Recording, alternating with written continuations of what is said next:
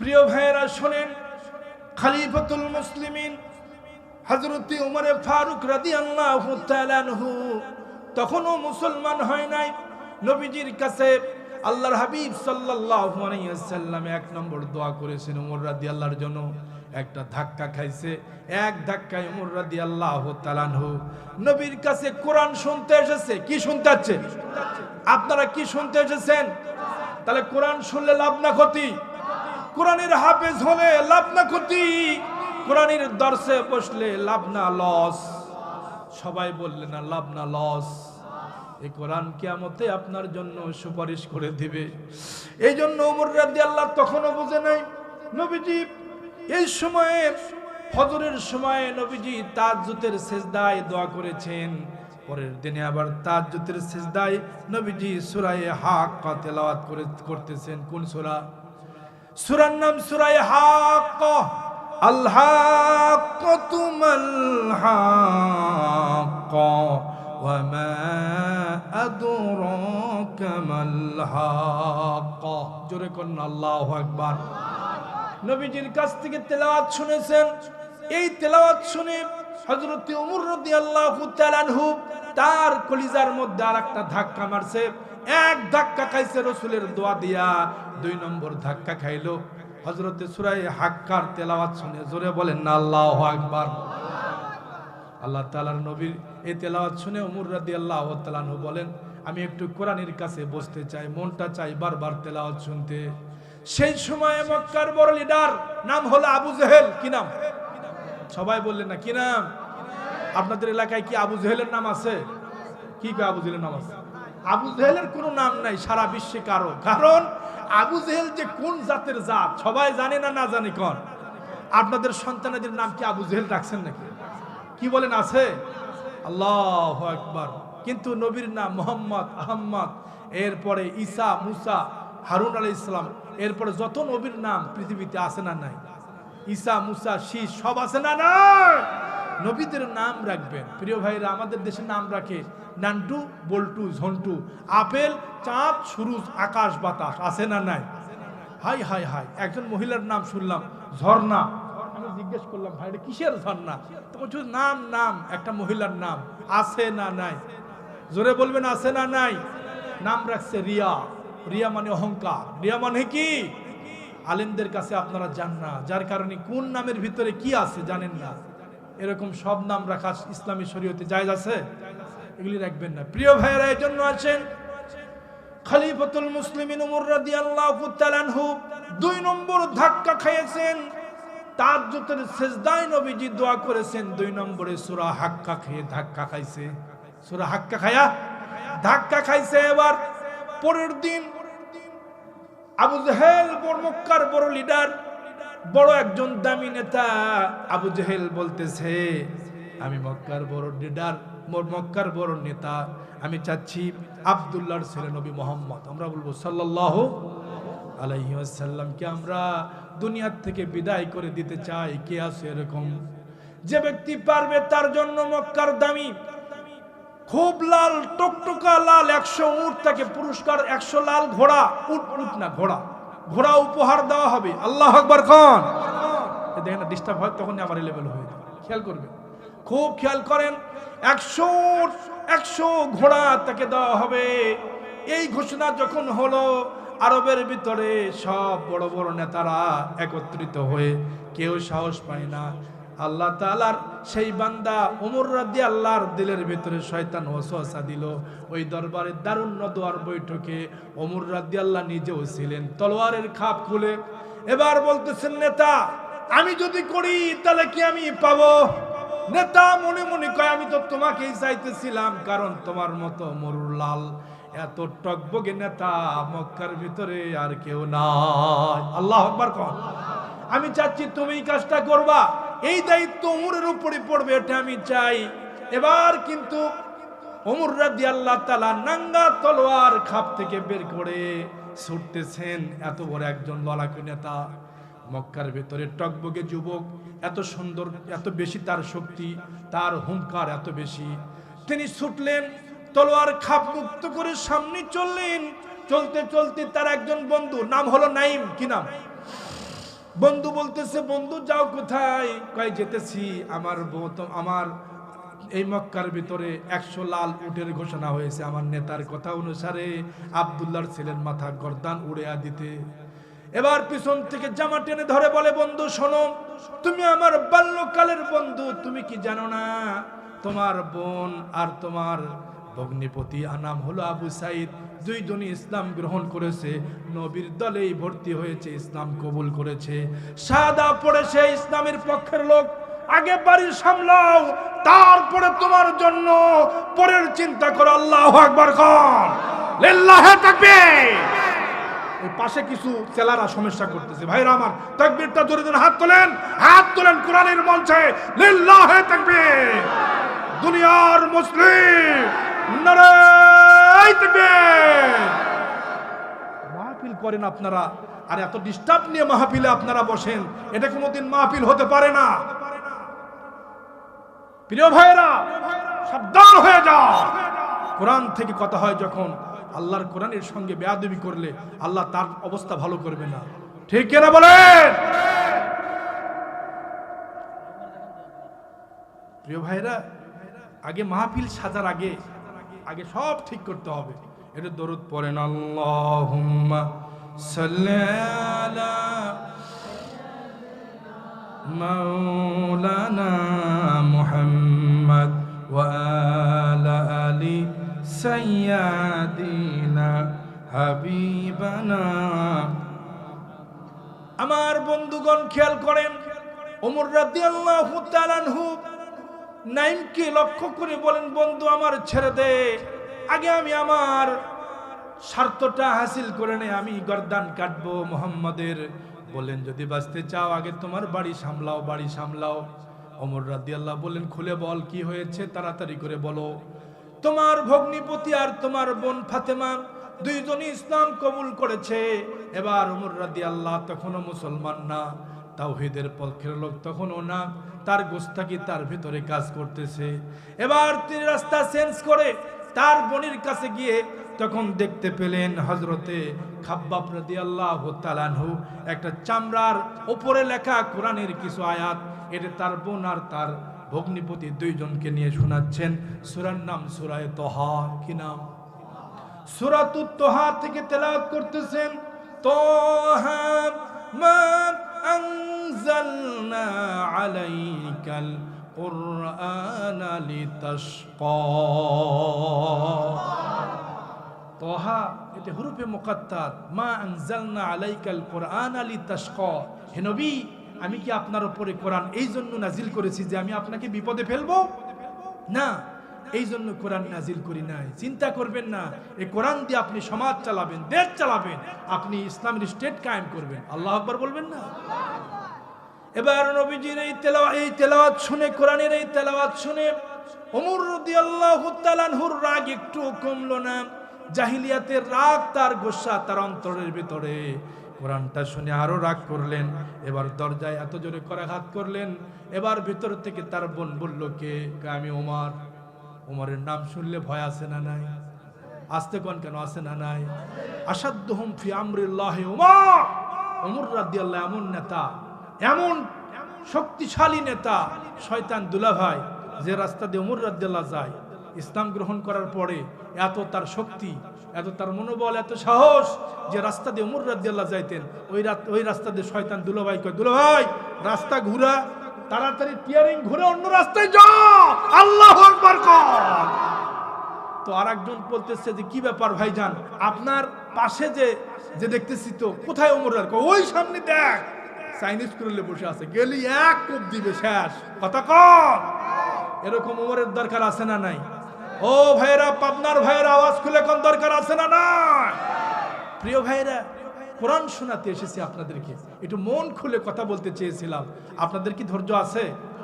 শুনবেন ইনশাআল্লাহ? আমার ভাইয়েরা শোনেন তাহলে। খলিফাতুল মুসলিমিন ওমর রাদিয়াল্লাহু তাআলা আনহু দরজায় জোরে জোরে করে আঘাত করলেন, দরজা খুলে গেল। এবার তার বোনকে বললেন, কি পড়তেছিলিস? কয়টা হলো কোরআন। কোরআনের কথা শুনে তার রাগটা আরো বেড়ে গেল। এবার বোনকে নিয়ে যে কোনো ভাবেই মারতে লাগলো, মারতে মারতে তার শরীরের রক্ত দিয়া তার জমিনটা ভিজে যায়, সব জায়গায় মারলেন। হঠাৎ করে তার বোনকে বাঁচানোর জন্য তার ভগ্নিপতি সামনে আসলেন, তার শরীরের উপরে পড়ে গেল, তাকেও পিটালো। পিটাইতে পিটাইতে তার বোনের দিকে একবার তাকায় দেখে, আহারে তার বোনটার কপাল দিয়া ফিনকি দিয়া রক্ত দিয়া লাল হয়েছে।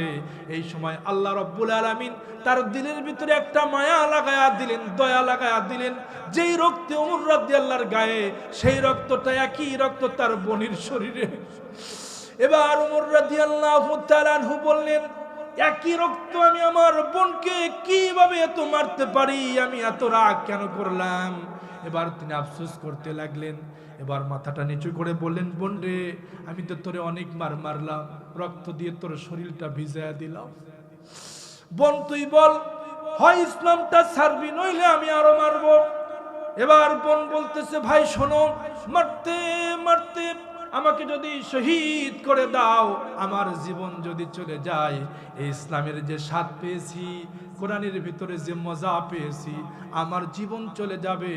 এক চুল পরিমাণ পিছনে আর হটবো না, সামনে জান্নাতের রাস্তায় যেতে চাই।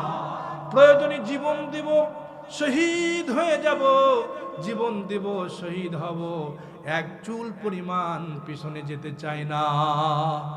আমাকে শহীদ করে সেই মিছিলে শামিল করে নিও। কষ্ট হয়? আমাকে শহীদ করে সেই মিছিলে শামিল করে নিও।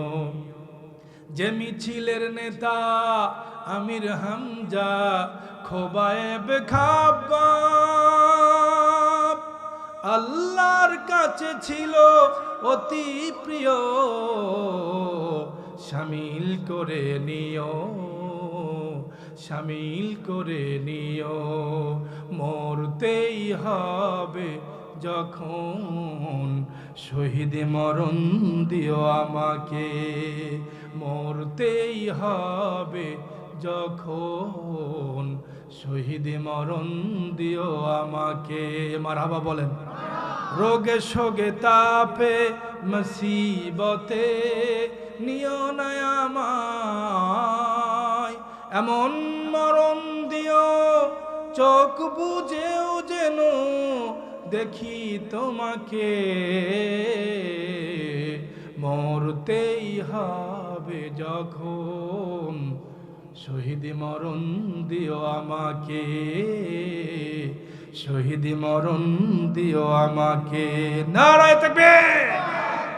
শহীদ মরণ যদি আপনি চান, আল্লাহ আপনাকে শহীদ মরণ দিয়ে দেবেন। প্রিয় ভাইরা, যিনি কোরআনের পাখি, 50টি থেকে 55টি বছর ধরে তিনি কোরআন শুনিয়েছেন মানুষকে। 13টি বছর জালিমের কারাগারে থেকে কোরআন আর শোনাতে পারলেন না। তার মতো কোরআনের ছাত্র হতে পারলে জীবন ধন্য হতো। তার ক্লাসে যদি বসে থাকতে পারতাম, জীবন ধন্য হতো। কথা বলেন ঠিক কিনা? আমরা কোরআনের পাখিরা আর পাইলাম না। সেই কোরআন আর শোনানির মতো সেই রকম মুফাসসির বাংলার জমিনে আর হচ্ছে না। আজ কোরআনের মঞ্চে নাট্যশালা, কোরআন থেকে কথা বলে না, কিছু গান কয়, কিছু ম্যাজিক করে, কিছু ডায়লগ কয়, এদিক সেদিক সময় পাস করে, কোরআন বাদ দিয়ে আজে বাজে কথা কয়। কথা কোন ঠিক কিনা?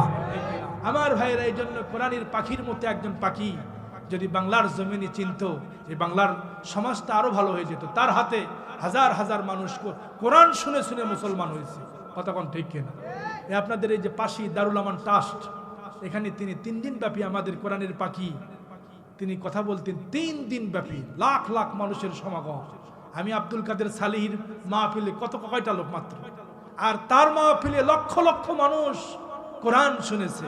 এই কোরআনের দাম আছে না নাই? সবাই বললেন, আওয়াজ খুলে বলেন, আছে না নাই? সেই কোরআন শুনে ওমর রাদিয়াল্লাহু তাআলা আনহু বোনকে মারা বন্ধ করলো, কারণ শুনতে পেয়েছে শহীদ হয়ে যাবে। ওমর রাদিয়াল্লাহু বুঝেছেন এই কোরআনের একটা পাওয়ার আছে। জোরে বলেন না সুবহানাল্লাহ।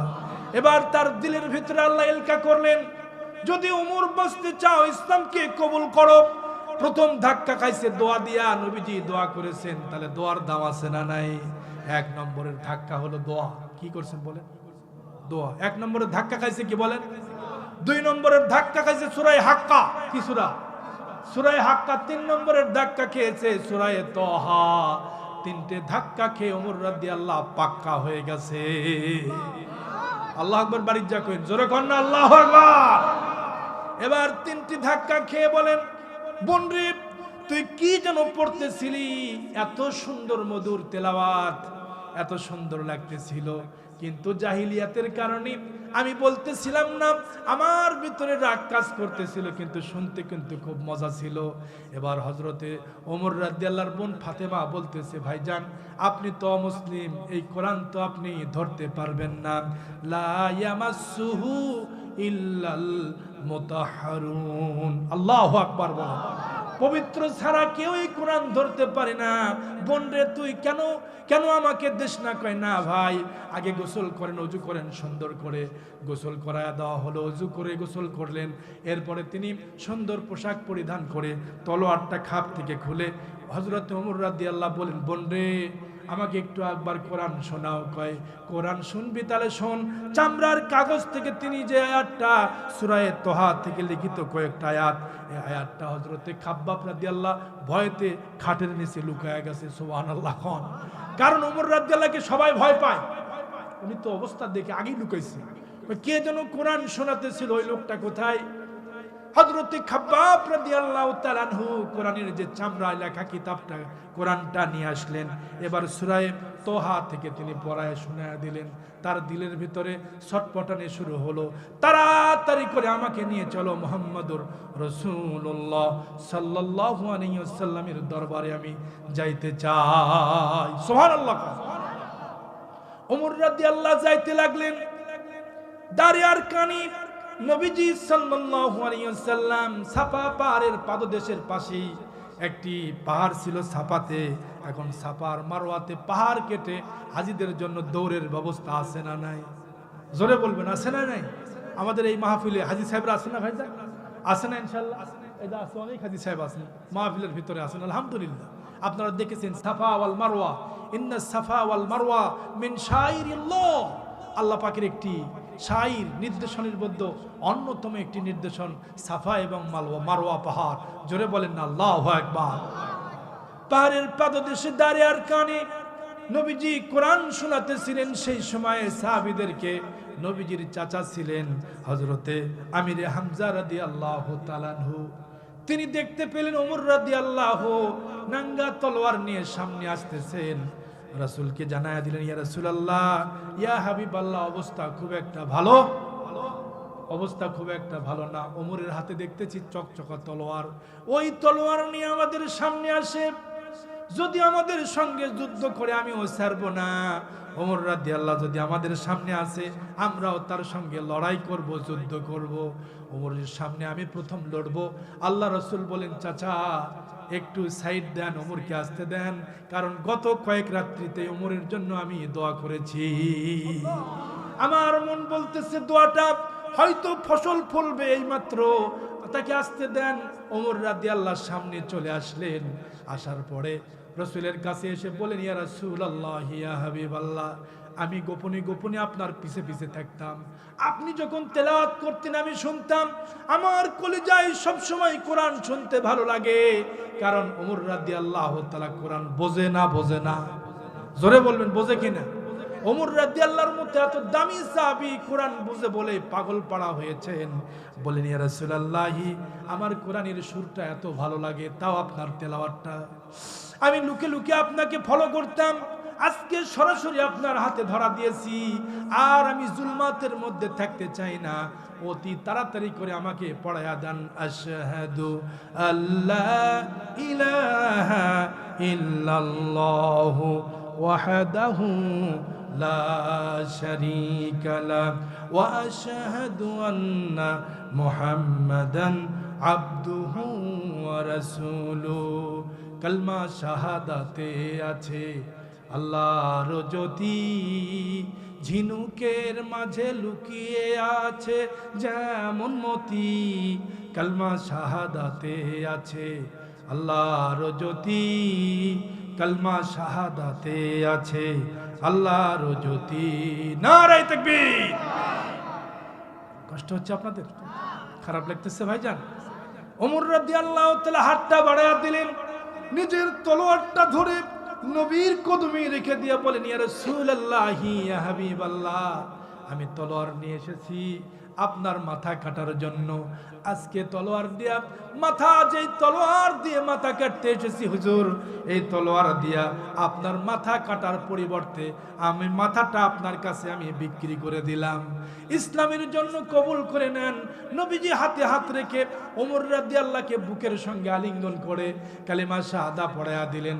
নবীজিকে বলেন, ইয়া রাসূলুল্লাহ ইয়া হাবিবাল্লাহ, আমার শক্তি কিন্তু অনেক বেড়ে গেছে, আপনি দয়া করে আমাকে বলেন এই গুহার মধ্যে থাকা লাগবে কেন? এই গুহার মধ্যে ইসলাম কেন? চলেন আমরা মক্কার অলিতে গলিতে আমরা সবার সামনে আবু জেহেলের বাড়িতে প্রথম যাবো, চলেন। কি সাহস দেখছেন? নবীজি বলেন, ওমর শোনো, এটা মক্কি জীবন, এটা মক্কি জীবন, মক্কা ইসলাম গোপনে গোপনে আমি কিন্তু এখনো কোনোভাবে প্রচার করতে পারতেছি না, আরো দেরি করতে হবে। ওমর রাদিয়াল্লাহু ধৈর্য মানতেছে না, বলতেছেন, হুজুর অন্তত আমাকে একটা সুযোগ দেবেন। কি সুযোগ বলো ওমর? ওমর রাদিয়াল্লাহু তাআলা আনহু বলেন, ইয়া রাসূলুল্লাহি ইয়া হাবিবাল্লাহ, আপনার সাহাবায়ে কেরাম কতজন সংখ্যা? কয় খুবই কম। এখানে কয়জন আছে? সর্বে সাফল্যে ওমর রাদিয়াল্লাহু সহ 11 জন। জোরে কোন কয়জন? জোর হলো না কয়জন? আরো জোরে কোন কয়জন? ইসলাম পালন করতে বেশি লোক লাগে না, মাত্র 11 জন আমাকে দেন হুজুর। ওমর কি করবা? কারণ ওমর রাদিয়াল্লাহর ব্যাপারে আল্লাহ রাসূল জানে না, নতুন ইসলাম কবুল করেছে, সাহস কম না। বলতেছেন, ওমর শোনো কি করবা বলো। ওমর রাদিয়াল্লাহু তাআলা আনহু বললেন যে হুজুর আপনি অন্তত আমাকে একটা মিছিল করতে দেন, সামনে একটা এমন একটা মিছিল নিয়ে আমরা সামনে যাব, সেই মিছিল যেন পুরা মক্কার অলিতে গলিতে সমস্ত কাফেরদের অন্তরের মধ্যে ত্রাস সৃষ্টি হয়। আল্লাহু আকবার কোন। একটা শোডাউন দেব হুজুর, দেন একটা অনুমতি, দেন না একটু অনুমতি, একটা শোডাউন করব মক্কার অলিতে গলিতে, সব স্তব্ধ করে দেব। ওমর রাদিয়াল্লাহকে বলেন, ওমর তোমার যে সাহস, তোমার যে শক্তি, আমি জানি তুমি পুরা মক্কা তছনছ করতে পারবা, কিন্তু সেই শক্তি ট্যাকেল দেওয়ার মতো আমাদের এখনো হয় নাই। ওমর, ইসলামকে বিজয় করার জন্য আরো সময় লাগবে। এটা মক্কি জীবন, আমরা মাদানী জীবনে গিয়ে আমরা অদূর ভবিষ্যতে আরো শক্তিশালী হয়ে ইসলামের পয়গাম বাংলার আনাচে কানাচে না, পুরা বিশ্বের আনাচে কানাচে একদিন কালেমার পতাকা পথ করে উঠবে। কাফেররা মুশরিকেরা আমাদের সামনে হাঁটু গাড়ে কর দিবে, ট্যাক্স দিবে। ইনকাম ট্যাক্স আমরা দিচ্ছি না, ওরকম ট্যাক্স হাঁটু গেড়ে এসে ওসর দেবে, জিজিয়া দিবে, খারাজ দিবে, সব ট্যাক্সগুলি রাসূলের কদমে চলে আসবে। ওমর, সেই দিন বেশি দূরে নয়, একটু ধৈর্য ধরো। আল্লাহু আকবার বলবেন না? ওমর রাদিয়াল্লাহু তাআলা এমন খলিফা, এমন একজন লড়াকু একজন নেতা, ইসলাম কবুলের পরে যখন তিনি খলিফাতুল মুসলিমিন, তার জীবনী এসেছে, বলবো নাকি? কষ্ট হচ্ছে না তো? একজন টকবকে যুবক, তার খলাফত সময় রাস্তা দিয়ে হাঁটতেছিলেন, হাঁটার সময় তার কাছে ছিল একটা মদের বোতল। কিসের বোতল বলেন? পানি তো নাই, দেখাতেও পারতেছি না। মদের বোতল এটা নিয়ে সে চাদরের নিচে করে একদম এই জায়গাতে রেখে মাঝে মাঝে তিনি একদম লোকালয় থেকে একদম রাস্তা মরুভূমির পথে চলে এসেছে। ওই জায়গাতে বের করে বলতেছে, আজকে মজা করে খাবো, কেউ দেখবে না। মদের বোতল নিয়ে খুব সে ফুর্তি করতেছে, আনন্দ করতেছে, বলতেছে কেউ আমাকে আজ আর দেখতে পারবে না, একটু খুব মজা করে খাবো, এরকম করে খাবো, মানে খুব স্টাইল দেখাচ্ছে। যেখানে বাঘের ভয় সেখানে কথা কয় না গো। কি ওমর রাদিয়াল্লাহু দূর থেকে দেখতেছেন, কে যেন একদম টকবকে যুবক, কি যুবক সে মদের বোতল নিয়ে একদম ভরে আর খাবার অ্যাক্টিভ করে, এই সামনে গিয়ে খাবো। ওমর রাদিয়াল্লাহু দূর থেকে দেখছেন, ফলো করেছেন, যুবকের হাতে দেখা যায় একটা মদের বোতল। আমাদের ছেলেরা টাইগারের বোতলে করে না, টাইগার মদ, ছোট্ট ছোট্ট ছেলেরা দেখেন না, পিসকা ছেলে টাইগার খায়, আব্বা টাইগার খাবো, আছে না? না, সোনার ছেলে আমাদের দেশে। আয় হায়, যুবকেরা টাইগার খাও, স্প্রিট খাও, খায়া অ্যালকোহল খাইয়া কাঁধে শটাং হয়ে পড়ে থাকে। কি এনার্জি, হ্যাপি এনার্জি, আছে না নয়? এই যুবকেরা কথা কেউ আছে না নয়? ওমর রাদিয়াল্লাহর জুমায় সময় কি হ্যাপি, মানে মনে করেন ফিলিংস করার জন্য সে লাফাচ্ছে আর ঘুরতেছে। ওমর রাদিয়াল্লাহু দেখে ফেললেন, এক পা দু পা করে সামনে আগে আসলেন, এসে বললেন, যুবক শোনো, তোমার হাতের ভেতরে কি? কয় কই, কোথায়? নাই তো। যুবক, আমাকে তুমি চেনো? কয় স্যার, আপনি হচ্ছেন ওমর রাদিয়াল্লাহু। এদিকে ওই বগলের নিচে রেখে বলতেছে, আল্লাহ, কান ধরছি আল্লাহ, জীবনী আর মন খাবো না আল্লাহ, তোমাকে হাজার নাজার মনে করতেছি আল্লাহ, আমি তো এখনো খাইনি আল্লাহ, আমি নিয়ে এসেছিলাম, যার কাছে পড়ছি আল্লাহ, জীবন শেষ। কারণ এমন একজন নেতা, এমন একজন নায়ক, তার ছেলেকে মদ্যপান করার কারণে 80টি ব্যত্রাঘাত করতে করতে করতে গিয়ে 40টি মারতি দুনিয়ার ভিতরে শহীদ হয়ে গেছে। তার শাস্তি দিয়েছেন নিজের হাতে। একজন কাজীকে বলেছে, দোররা মারো, 80টি ব্যাত মারো, তিনি 5টা ব্যাত মারছেন, ঠুস ঠুস। ওমর রাদিয়াল্লাহু চাবুক নিচ থেকে কোমর থেকে বের করে কয়, কাঁদি সরো, আল্লাহু আকবার কও। নেতা কারে কয় দেখেন, চাবুক খুলে বলতেছে, আপনার ব্যাত 5টা মারছেন, আমি যে একটা মারবো তার সমকক্ষ হয় নাই, ধরলাম আমি একটা মারছি। তারপর থেকে তিনি ব্যাত মারা শুরু করলেন। মাত্র 40টি ব্যাত মারতি সন্তান জমিনের ভিতরে লুটায়া পড়লেন, সেন্সলেস হয়ে গেল, তার আর সেন্স নাই। এবার কিছুক্ষণ পরে মাথায় পানি ঢেলে আবার সেন্সটা তার ঠিক করে দেওয়া হলো। এবার নেতার ছেলে ওমর রাদিয়াল্লাহু তাআলা আনহুর ছেলেটা এবার কিন্তু আর সেন্স যখন ফিরে এসেছে, আরো কয়েকটা মারার সাথে সাথে জমিন থেকে তিনি বিদায় হয়ে চলে গেলেন। সব মানুষগুলি চলে গেল, ওমর রাদিয়াল্লাহু তাআলা আনহু কবরের পাশে দাঁড়িয়ে গেলেন। এবার সমস্ত লোকেরা জিজ্ঞাসা করেন, আমিরুল মুমিনিন, আপনি মদিনার প্রেসিডেন্ট, অর্ধ পৃথিবীর প্রেসিডেন্ট, আপনি, আপনার হুকুমে এবার পুরা পৃথিবীর অর্ধেক চলে, কি ক্ষমতা আপনার? 31 লক্ষ বর্গ মাইলের প্রেসিডেন্ট আপনি, আপনার হুকুমে পুরা দেশটা থরথর করে কাঁপে, অথচ আপনি আপনার সন্তানকে মারলেন, আপনার দিলের ভিতরে দয়া হলো না, আপনি চলেন এখন বাড়িতে। তার কথা শুনে ওমর রাদিয়াল্লাহু দাঁড়িয়ে দাঁড়িয়ে চোখের পানি ছেড়ে দিয়ে বলেন, ভাইয়েরা, কিয়ামতের দিন আল্লাহ যেন আমারে মামলা না দেন, এজন্য সন্তানের বিচারটা এখনো 30টি ব্যাত বাকি আছে, তাকে চাবুকের আঘাত করতে হবে। সমস্ত সাহাবীরা যখন মদিনায় অলিতে গলিতে সবাই বাড়িতে চলে গেল, ওমর রাদিয়াল্লাহু তাআলা আনহু কোমর থেকে বড় একটা ছটকা, একটা বড় একটা চাবুক বের করলেন। আল্লাহু আকবার কোন। এরকম প্রেসিডেন্টের দরকার আছে না নাই? ও পাবনাবাসী জোরে বলো, আছে না নাই? কি মন চায় না এরকম একটা প্রেসিডেন্ট পৃথিবীতে আসুক, যাবে অন্যায় থেকে, সব দুর্নীতি থেকে দেশটা পুত এবং পবিত্র হবে, এমন দেশটা আমরা চাই কিনা? আমার দেশের মতো এত সুন্দর দেশ পৃথিবীতে আর কোথাও নাই। প্রিয় ভাইরা, কত কবি কত সুন্দর করে লিখেছেন, এমন দেশটি কোথাও খুঁজে পাবে না কো তুমি, সকল দেশের রানী সেজে আমার জন্মভূমি। ঠিক কিনা বলেন? জোরে বলেন না কেন? ঠিক কিনা? সব দিকে আমি কথা বলতে পারি প্রিয় ভাইরা। এজন্য ওমর রাদিয়াল্লাহু তাআলা আনহু আরো 30টি ব্যাত মারার জন্য ছটকা খুলে, তার চাবুকটা খুলে কবরের উপরে দাঁড়িয়ে দাঁড়িয়ে আরো 30টি ব্যত্রাঘাত করেছেন। তারপর আল্লাহর কাছে এসে বলেছেন, আল্লাহ, আমি কি আমার দায়িত্ব পালন করতে পারলাম? সেই ওমর রাদিয়াল্লাহু সম্পর্কে যুবক জানে কিনা? জোরে বলেন। যুবকের তো 1.5 টাকা শুরু হয়েছে। যুবক বলতেছে, আমার জীবন আর শেষ, কারণ যার কাছে আমি ধরা খেয়েছি তিনি তো সাধারণ কোনো মানুষ নন, আজকে তো তিনি ছাড়বে না, বাঁচার কোনো উপায় নাই, কেমনি বাঁচবো আজকে, বাঁচার কোনো উপায় নাই।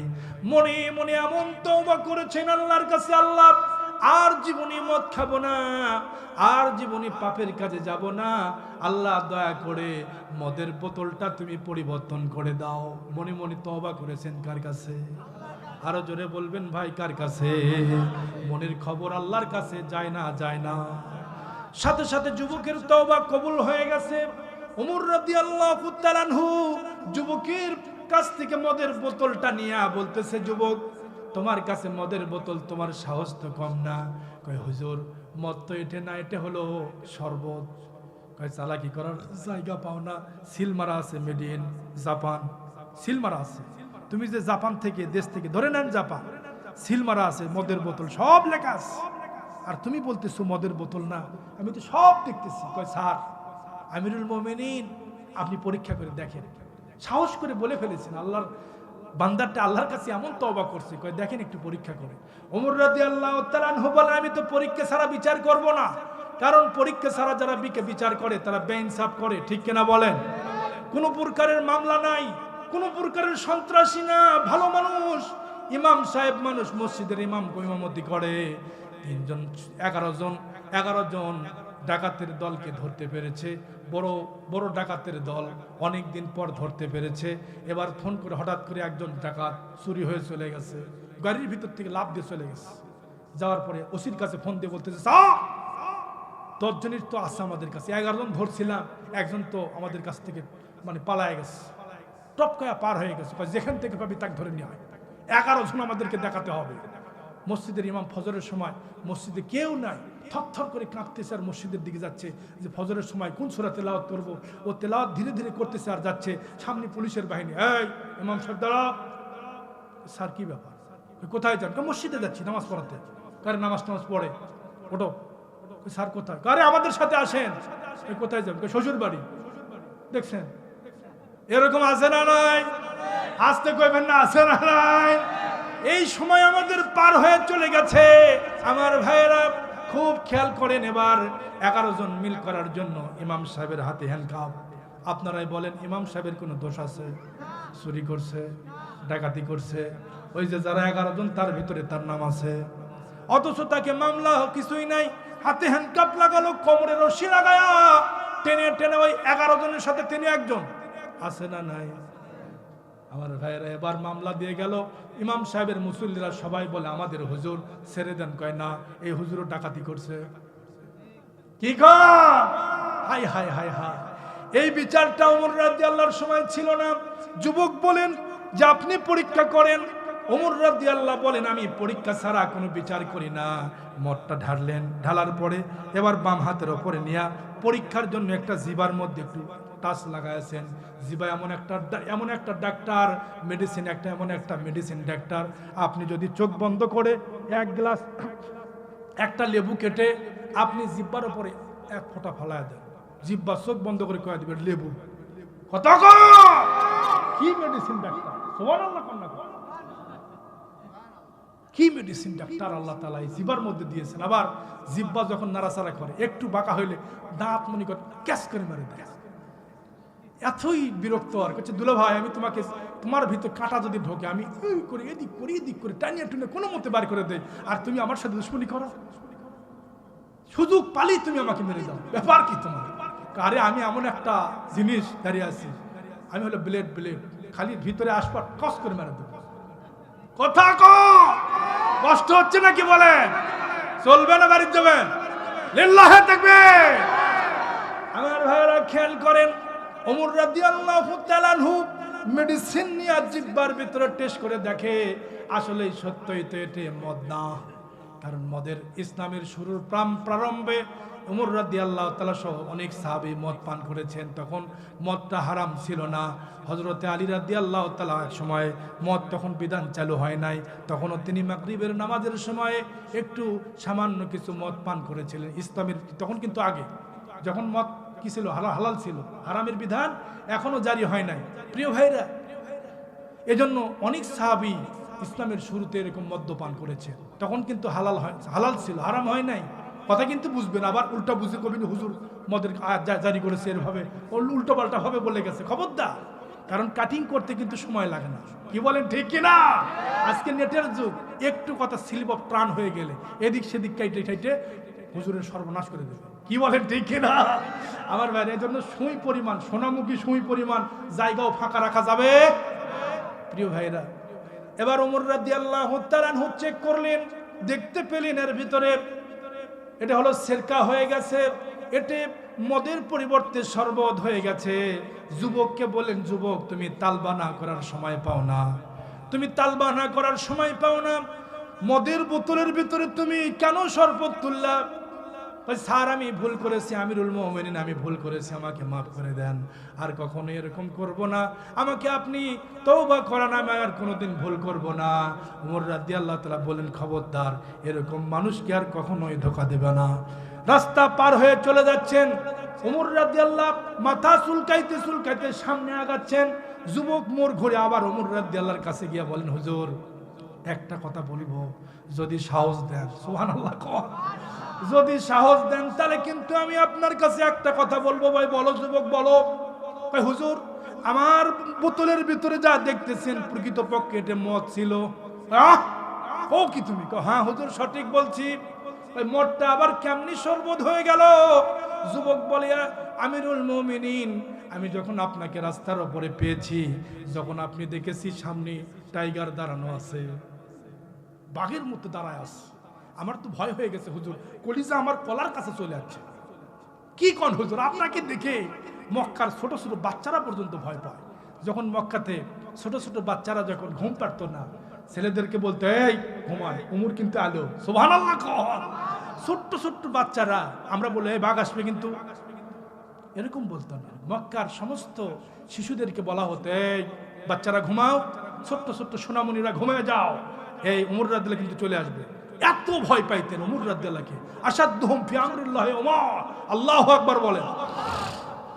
আমার ভাইরা খেয়াল করেন, ওমর রাদিয়াল্লাহু তাআলা আনহু এবার সন্তানকে, লোকটাকে, সাহাবীকে জিজ্ঞাসা করলেন, আর কখনো এরকম বেয়াদবি করবা না, খবরদার, ওমরের সামনে থেকে কেউ খালি হাতে ফেরত যায় না। হুজুর আমি মনে মনে তওবা করেছি, এমন তওবা করেছি, এই তওবা এখানে নাই, আল্লাহর আরশে আজিম পর্যন্ত চলে গেছে। আল্লাহ আমার দোয়াটা মঞ্জুর করেছেন, যার কারণেই রব্বুল আলামিন আমারে মাফ করে দিয়েছেন। ওমর রাদিয়াল্লাহুর মতো একজন ওমর এই বাংলার জমিনে যদি থাকতো, কোনো দুর্নীতি থাকতো না। কথা কোন ঠিক না? সেই খলিফাতুল মুসলিমিন ওমর রাদিয়াল্লাহু নবীকে বলেন, ইয়া রাসূলুল্লাহ, ইয়া হাবিবাল্লাহ, নবীজি একটু স্লোগান দেওয়ার একটা অনুমতি দেন। মাত্র 11 জন বিশিষ্ট একটা সাহাবীদের টিম নিয়ে সামনে তিনি কাতারে দাঁড়ায় গেলেন। 5টা কাতার, 5টা লাইন, 5জন সদস্য বিশিষ্ট একটা লাইন বানালেন, আর একটা লাইন বানালেন 6 জন। সর্বসাফল্যে কয়জন হলো? 6 আর 5 কত হয়? 11 জন সদস্য নিয়ে ওমর রাদিয়াল্লাহু সামনে তিনি নেতৃত্ব দিচ্ছেন, আর একজনের সামনে রাসূলের চাচা হযরতে আমিরে হামজা রাদিয়াল্লাহু তাআলা আনহু।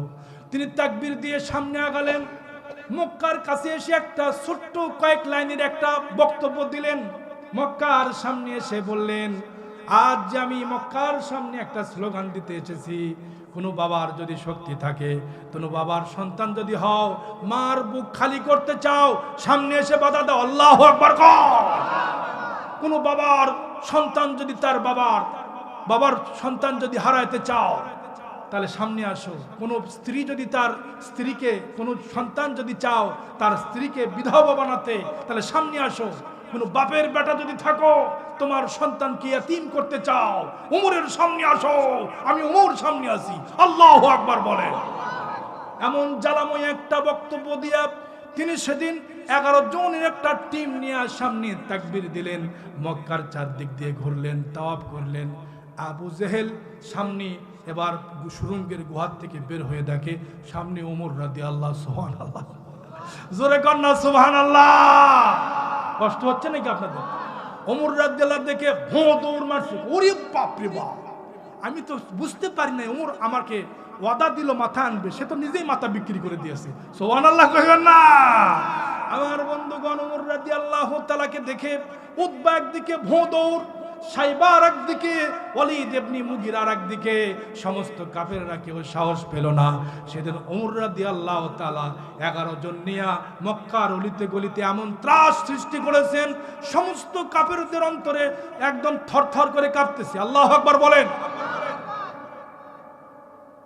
এরকম একজন উমরের দরকার আছে না নাই? জোরে বলবেন আছে না নাই? আমার ভাইরা, এই জন্য ওমর রাদিয়াল্লাহু বেশি লাগে না। একজন উমর যদি পৃথিবীতে থাকতো, বাংলার দুর্দশা এরকম হতো না।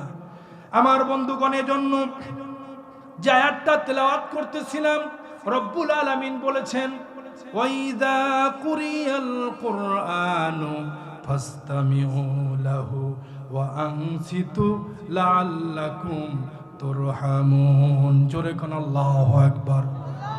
এই জন্য আল্লাহর হাবিব সাল্লাল্লাহু আলাইহি ওয়াসাল্লাম, হুজুর সাল্লাল্লাহু আলাইহি ওয়াসাল্লাম তার জীবনীর ভিতরে এসেছে, তার জীবনী যত তেলাওয়াত করেছেন, যত কোরআন থেকে কথা বলেছেন, সাহাবায়ে কেরাম একটার পর একটা শুনেছেন।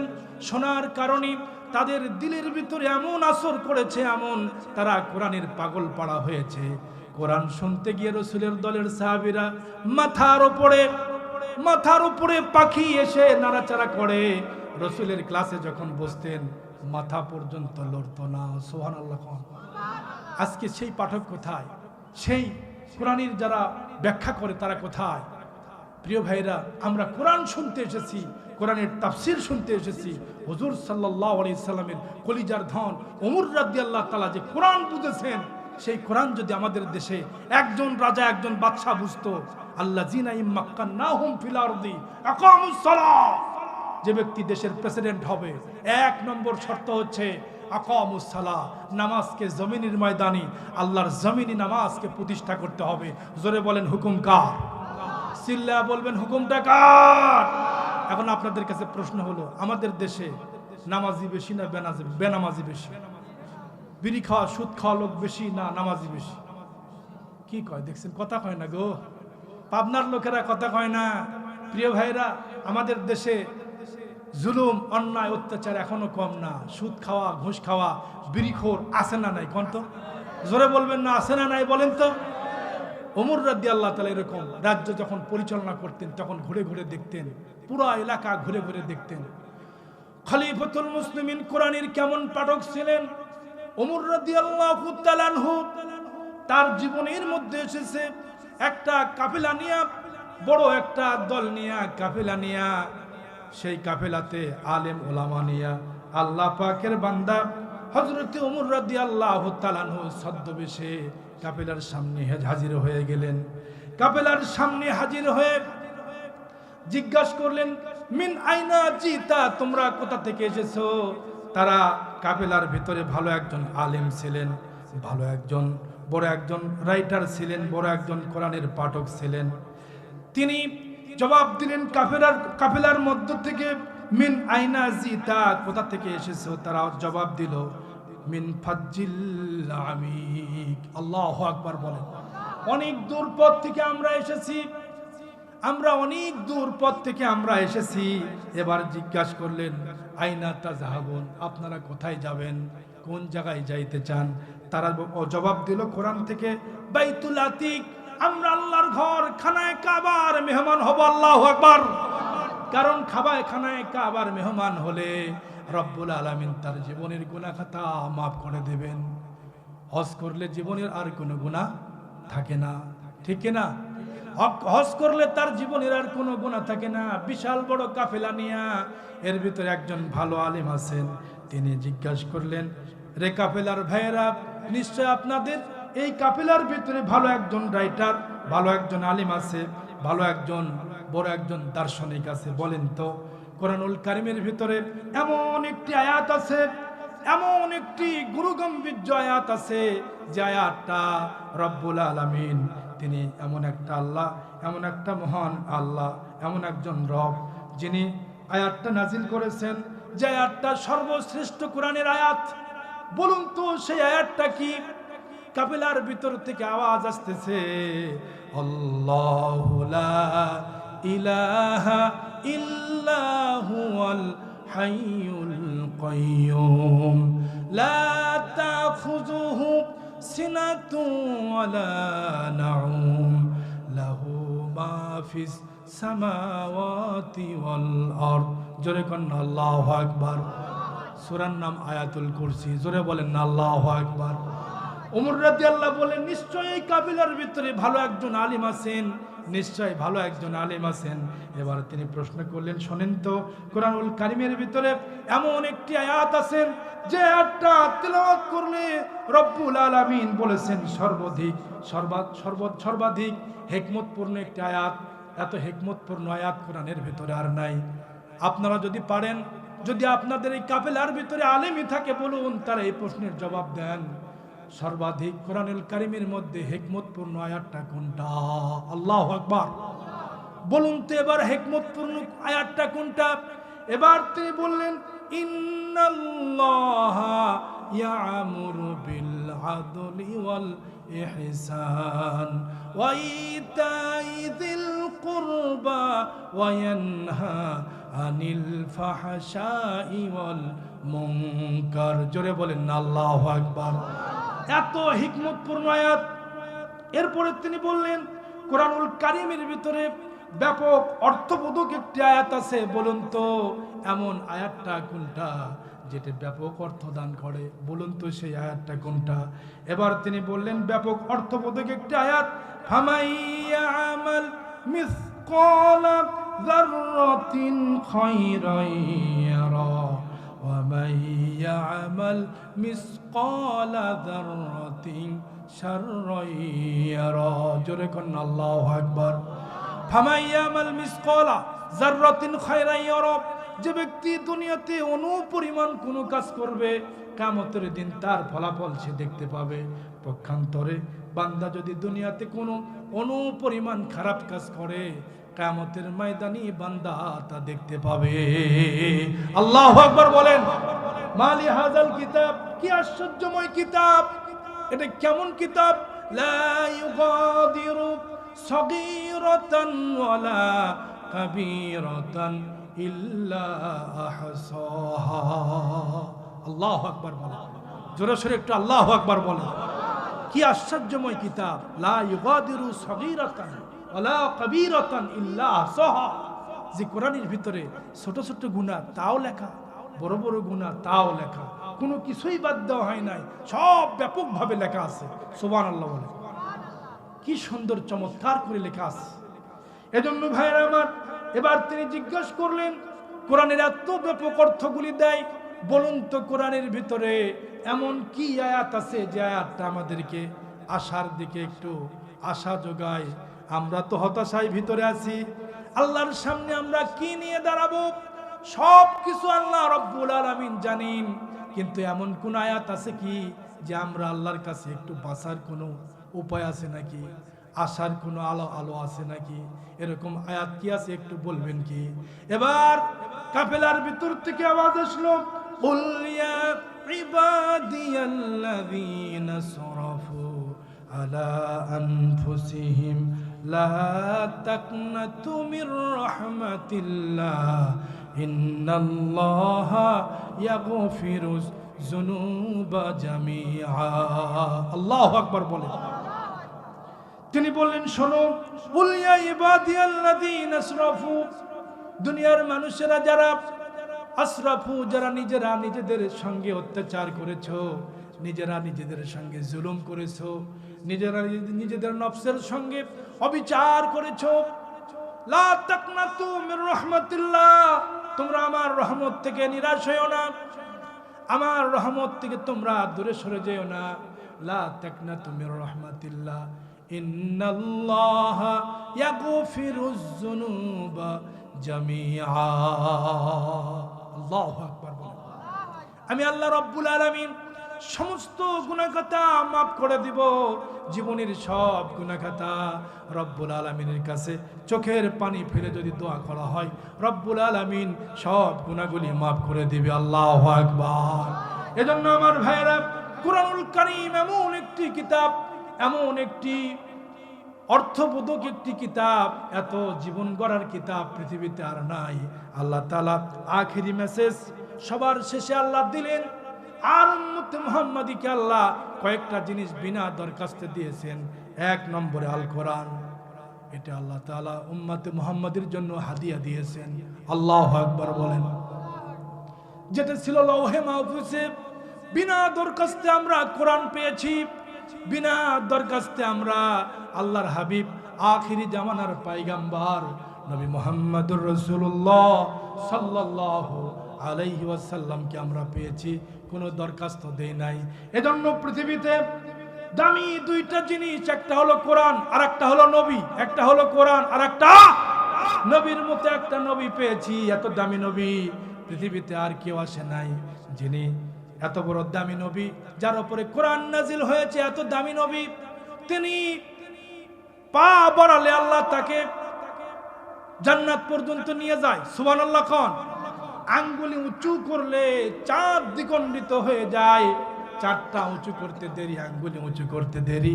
চাঁদ দ্বিখণ্ডিত হতে দেরি হয় না। আল্লাহু আকবার কোন। আবু জেহেল একবার নবীর কাছে এসে বলে, ইয়া রাসূলুল্লাহ, হে আল্লাহর নবী মুহাম্মদ, বেটা তুমি তো দুনিয়াতে অনেক কারামতি দেখাও, আজকে তোমার কাছে এমন একটা কারামতির কথা বলবো যা তুমি কোনোদিন বলো নাই, কোনোদিন করো নাই, পারবা কি তুমি? নবীজি বলেন, চাচা বলেন তো দেখি পারি কিনা, আমার আল্লাহ যদি আমাকে সাহায্য করেন আমি পারবো ইনশাআল্লাহ। আল্লাহু আকবার বলেন। বললেন, ভাতিজা পারো যদি বলো। ওই যে আকাশের চাঁদ দেখা যায়, ওই চাঁদটা যদি তুমি দ্বিখণ্ডিত করে দেখাতে পারো, আমি কালেমা শাহাদা পড়ব, তোমার হাতে হাত রেখে ঈমান আনবো। এবার আব্দুল্লাহর ছেলে মুহাম্মদুর রাসূলুল্লাহ সাল্লাল্লাহু, নবীর মতো একটা নবী পেয়েছি ভাইজান। 13 বছর শুধু মার খাইছে। কতক্ষণ, কয় বছর? 13 বছর শুধু নবীজি মার খাইছে। এরপরে বাকি 10 বছর ইসলামী স্টেট কায়েম হয়েছে।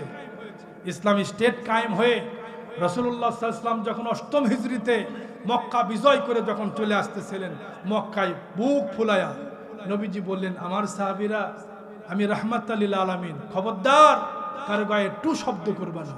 আজকে আমাদের ক্ষমতা হাতে এসেছে বলে বেশি বাহাদুরগিরি করবা না। হুকুম চলবে কার? আলা লাহুল খালকু ওয়াল আমর, সৃষ্টি যার, হুকুম চলবে তার। আজকে আমরা ক্ষমতা পেয়েছি, পুরা মক্কা থরথর করে কাঁপতেছে। প্রিয় ভাইরা, এজন্য নবীর মতো একটা নবী পেয়েছি, তার পাওয়ার কত, তার শান কত, মান কত। নবীজি পা বাড়ালে আল্লাহ আরশে আজিমে নিয়ে যান, আঙ্গুলি উঁচু করলে চাঁদ দ্বিখণ্ডিত হয়ে যায়। আবু জেহেল বলল, চাচা, ভাতিজা, প্রতিদিন নতুন নতুন ঘটনা শোনাও, আজকে নতুন একটা কাহিনী আপনাকে বলবো। চাচা বলেন। আবু জেহেল বলতেছে, ওই যে আকাশের চাঁদ দেখা যায়, যদি তুমি দ্বিখণ্ডিত করে দেখাতে পারো, আমি তোমার হাতে ঈমান আনবো। আল্লাহর হাবিব বলেন, চাচা, ইতিপূর্বে বহুবার ওয়াদা করেছেন, অনেক ওয়াদা করেছেন, একটাও পালন করেন। একদিন নবীর দরবারে গিয়া আবু জেহেল হাতের ভিতরে, মুষ্টির ভিতরে নিয়ে বলতেছে, ইয়া মুহাম্মদ সাল্লাল্লাহু, হে নবী মুহাম্মদ সাল্লাল্লাহু আলাইহি ওয়াসাল্লাম, আপনি বলুন তো আপনার হাতের মধ্যে কি আছে? আপনি যদি সত্য নবী হন, আমার হাতের মধ্যে, আবু জেহেল মুষ্টি পাকায়া হাতের মধ্যে নিয়ে বলতেছে, যদি আপনি সত্যই নবী হন, তাহলে এই হাতের মধ্যে কি আছে বলেন। আচ্ছা আপনারা বলেন, এটা সহজ না কঠিন? কঠিন তো, অনেক কঠিন। নবীজি বলেন, চাচা, আমি যদি হাতের বস্তুকে বলি যে আমি যদি না বলে বরং আপনার হাতের মধ্যে কি আছে সেই বস্তুই যদি বলে দেয় যে কি আছে, তাহলে আপনি উত্তরটা ভালো পাবেন না, কম পাবেন না, বেশি পাবেন? 100 পাবেন। আরে আপনি বলতেছি, আপনার কাছে বলতেছি, আর আমার হাতের বস্তু যদি বলে দেয়, তাহলে এটা তো আরো লাকি ব্যাপার। সুবহানাল্লাহ। একদিন কা ওয়াকিয়া आपका आया या मोहम्मद मुस्तफा में हाथ के अंदर कर दिया, बोलते ही कंकरी कलेमा तैयबल उठी, नूर नाला नूर, नूर नाला नूर है। মারহাবা গো। নবীজি বললেন, চাচা, হাতের ভিতরে কি আছে এটা আমি বলবো না, বরং হাতের ভিতরের বস্তুই বলে দিবে। আল্লাহু আকবার কোন। নবীজি আবু জেহেলের হাতের দিকে ইশারা করে বললেন, রে হাতের বস্তু, তুমি আমার চাচার ভিতরে লুকায় আছো, তুমি বলো, তুমি আমার চাচার হাতের ভিতরে গোপন হয়ে আছো, তুমি বলো। আল্লাহ তাআলা তাকে শক্তি দিলেন। এবার হাতের ভিতরের বস্তু বলতেছে, আসসালামু আলাইকুম ইয়া রাসূলুল্লাহ। আল্লাহু আকবার কোন। তিনি নবীর উপরে সালাম দিয়ে বলতেছেন, হুজুর, আমি আপনার উপরে কালেমা পড়ে নিলাম, শাহাদা পড়ে নিলাম। আশহাদু আল্লা ইলাহা ইল্লাল্লাহু ওয়াহদাহু লা শারীকা লা ওয়া আশহাদু আন্না মুহাম্মাদান আবদুহু ওয়া রাসূলুহু। জোরে কন্না আল্লাহু আকবার। আরো জোরে বলেন না আল্লাহু আকবার। বললেন, চাচা, আপনার হাত থেকেই তো শাহাদা বলল। এবার শাহাদা বলার পরে বলতেছে, আমি একটা হাজার, আমি একটা পাথর, আমি নিছক একটা পাথর, কিন্তু আমার ভাগ্য এতই ভালো, আমি নবীর সঙ্গে কথা বলতে পেরেছি, আমি রসুলকে সালাম দিতে পেরেছি, আমি রসুলের হাতে শাহাদা পড়তে পারলাম। আবু জেহেল পাথর নিয়ে এত জোরে করে ফালা দিয়ে বলতেছে, বড় একটা জাদুকর। নাউজুবিল্লাহ কর। দেখছেন আবু জেহেল চিন্তা করতে পারে? পাথর ফালা দিয়ে বলতেছি, আব্দুল্লাহর ছেলের মতো এত বড় জাদু করার কেউ নেই। নবীজি বলেন, চাচা শোনেন, ইতিপূর্বে আমাকে অনেক তোকমা দিয়েছেন, অনেক ভালোভাবে আমাকে বারবার আপনাকে বিরক্ত করেছেন চাচা, এবার বলুন তো আপনি কি আবার আমাকে বিরক্ত করবেন নাকি? এবার ভাতিজাকে বলতেছেন, চাচা ও আমার ভাতিজা, এবার সত্য সত্যই তোমার প্রতি ঈমান আনবো, কারণ এ যাবৎ পর্যন্ত যা প্রশ্ন করেছি সব দুনিয়ার আকাশের সঙ্গে কোনো প্রকারের গাদ্দারি চলে না। তুমি পারবা না, এবার হেরে যাবা, অতএব আমি মুসলমান হব না। মুসলমান হইবে না, ঠিক আছে, যদি পারি তাহলে হইবা নাকি? হ্যাঁ, তাহলে হব। আবু জেহেলকে সামনে নিয়ে নবীজি সাদা আঙ্গুলি উঁচু করলেন, বলেন চাচা আপনি দেখেন। নবীজি সাদা আঙ্গুলি উঁচু করে একটা টান দিলেন, অমনি চারটা দ্বিখণ্ডিত হয়ে গেল। একটা মাশরিকে চলে গেল, একটা মাগরিবে চলে গেল। পূর্ণিমার চারটা কি ঝলমলে আলোওয়ালা রাত, সেই রাতটা অন্ধকার হয়ে গেল। আবু জেহেল বললেন যে বড় মুশকিল হয়ে গেল, বড় মুশকিল হয়ে গেল। ভাতিজা তুমি বড় কি কাজ করলা? আকাশ পর্যন্ত তোমার পাওয়ার চলে, আল্লাহু আকবার। আপনার ক্ষমতা তো কম না, আপনি এত বড় একজন রাসূল, আপনি এত বড় একজন পয়গম্বর, আপনার মতো দামি, আপনার মতো এত শক্তিশালী নবী পৃথিবীতে আর কেউ আসে নাই। ও আমার ভাতিজা, কি দেখাইলা?